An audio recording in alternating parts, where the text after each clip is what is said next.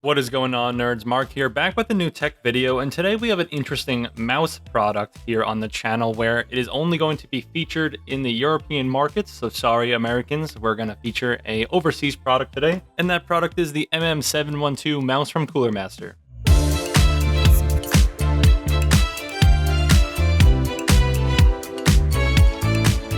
Thank you, Cooler Master, as always, for sending out a product to review. Always like working with you guys, but nevertheless, seems like it's going to be a pretty simple unboxing and review for this one. It is pretty much the exact same mouse, at least I think it is, as the American MM712 mouse, only this one is obviously sold overseas. There shouldn't be too much to review again since I already did this type of mouse, but we'll give this another fair review. But first, let's unbox it. So just like other Cooler Master mice, we're actually going to be provided with those extra rubber grips if you like to put them on. We're also going to have extra rubber feet for the bottom, but we'll get into that. It opens just like this, very simple packaging.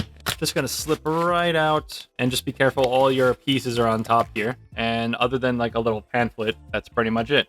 Got a little instruction guide. So opening the mouse first, it just kind of unravels in this cheap die cut. But here we go, simply wrapped in styrofoam.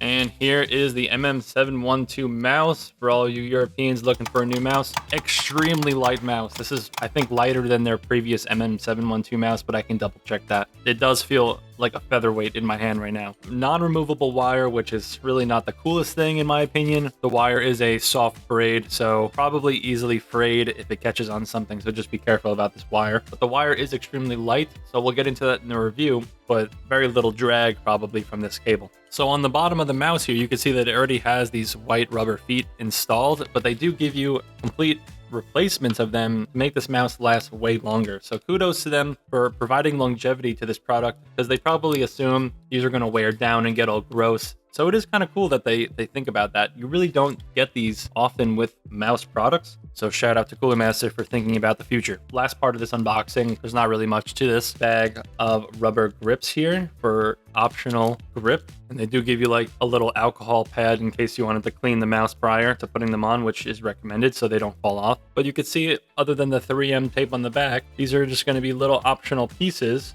So you can kind of like get a little bit more grip out of the mouse if you put it at the palm. There's definitely specific places for all these pieces. I'm not really going to get into it right now. I think usually I prefer it without the rubber grip, but everyone's got their own thing. And if you want to make your mouse stand out as original compared to some other ones, maybe it's nice if you put the rubber on, because again, most mice don't have rubber exteriors. So between the rubber grips, the rubber feet replacements, and the mouse itself with a non-removable wire, that's pretty much it for the unboxing here for the MM712. So this has been Mark from Noisy Pixel, and please stick around for the full-fledged review of this product. Thank you, Cooler Master, again, and we'll see you on the review. As the world around us changes, so does gaming hardware and the public's opinion on what is cool. Just think about the times before mobile gaming or Nintendo Switches. We are spoiled with new and exciting tech these days, and now you really have to dazzle the consumer to stand out. This brings me to the new release of the wired version of the MM712 mouse, which is currently only offered in the EU and APAC regions. The thing is, this mouse doesn't seem new at all and doesn't offer a fresh take on what already exists. Maybe I am spoiled. The mouse disappoints in some areas and shines in others, so let's get into it to see if this is right for you at the price of $49.99 USD. The MM712 wired has a distinct surface texture, which delivers a tactile and gritty feel to the mouse. To those unaccustomed to such textures, it might initially seem somewhat dirty or sandy, however, the initial perception gradually dissipates with use. The discrete RGB logo on the mouse exudes a sharp and unexpectedly pleasing aesthetic. This thoughtful design element adds a much-needed layer of gaming style to an otherwise bland mouse. The mouse looks way better when the RGB is on and very boring when off. The mouse wheel is very rubbery and has about 20 notches to complete a full rotation. Said notches feel thick and locked in place, thus making scrolling a little less satisfactory. The mouse wheel also has a very cheap,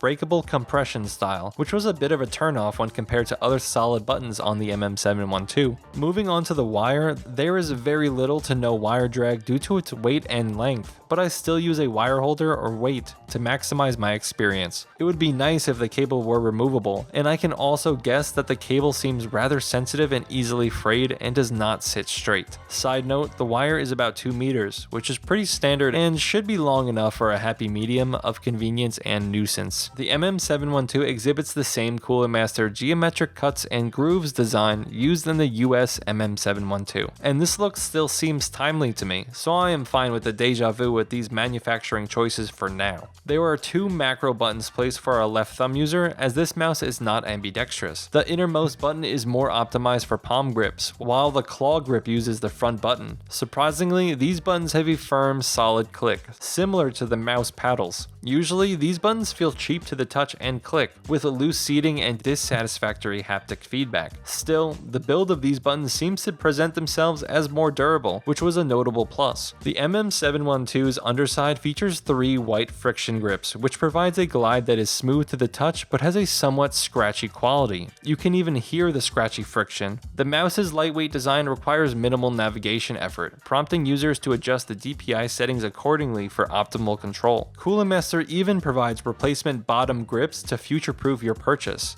Do they expect these to wear down, or are they just trying to be nice? Time will tell. As previously mentioned, the left and right mouse paddles sound thick and heavy when compressed, rather than light and clicky. You can decide whether the click style is favorable depending on your taste and click sensitivity. This mouse is less sensitive than others and requires a little more intention behind your fingers. While composed primarily of plastic, the mouse doesn't feel too cheap due to the texture, RGB light display, and lightweight build. The solidity of all buttons except the mouse wheel makes up for the plastic composition. Even the DPI button on the bottom feels pretty nice. After using the mouse for a while, I found the clicks too stiff. The left and right mouse clicks are so thick it's almost hard to tell if you click them hard enough, especially with headphones on and you can't hear them audibly. Granted, this is my opinion. You might find the less responsive clicks preferable, but I tend to favor a fast, punchy input speed. Also, I simply couldn't get comfortable with how light this mouse is. For some reason, it just seems too floaty for competitive gameplay, as I was losing track of my cursor regardless of DPI. Even returning to the software and messing with all performance settings, I found a sensitivity close to what I was looking for, but never quite right. The true Goldilocks of gaming hardware. The MM712 could also be more beneficial for someone who likes to play with a lower DPI and lower sensitivity rather than high sensitivity. Another minor downside is that the DPI button on the bottom provides a delayed visual indication from the RGB logo. The delay makes it slower to navigate the DPI presets as the color indicator is slowly shown, triggering my impatience. Adding to the basket of unfavorable opinions, the rubber grip add-ons are a bit discomforting and lack quality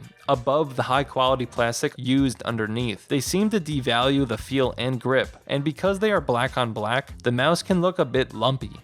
The Cooler Master MM712 is a decent entry into beginner gaming hardware, especially on budget builds, but lacks any standout qualities or design. The mouse offers an extremely lightweight build with high quality plastics, keeping the cost at a modest $49.99 USD. There are many negative trade-offs for a mouse at that price, but luckily they are all subjective. If everything I previously spoke about doesn't deter you from buying this plastic RGB featherweight, then this is certainly an option accompanied by moderate to low cost. Noisy Pixel is giving the Cooler Master MM712 wired gaming mouse a C+.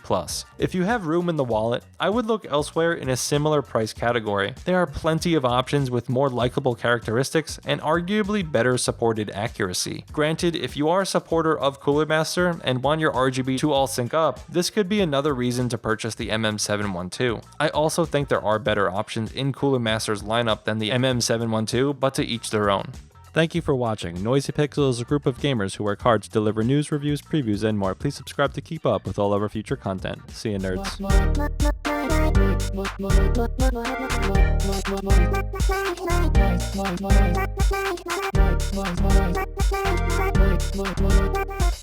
Noisy Pixel.